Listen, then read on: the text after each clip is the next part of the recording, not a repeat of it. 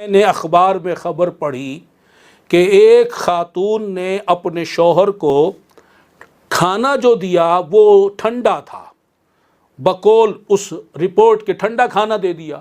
وہ اس پر اتنا غصے میں آیا، اپنی بیوی کو قتل ہی کر دیا۔ الامان والحفیظ، یہ کیا تماشا ہے؟ کیا بیوی پر یہ شرن فرض تھا کہ تمہیں اسی وقت گرم کھانا پہنچائے؟ اگر ٹھنڈا تھا تو تم گرم کرا لیتے، کوئی صبر ہے ہی نہیں، ظلم ہی ظلم ہو رہا ہے، عفو درگزر ہے ہی نہیں۔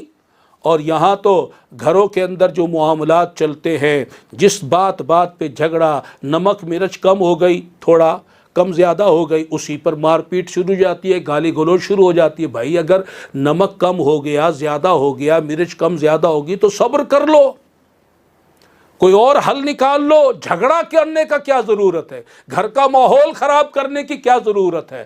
نبی پاک صلی اللہ علیہ وسلم کی گھریلو زندگی کے بارے میں پڑھو، آپ کی اخلاق کریمانہ کو پڑھو۔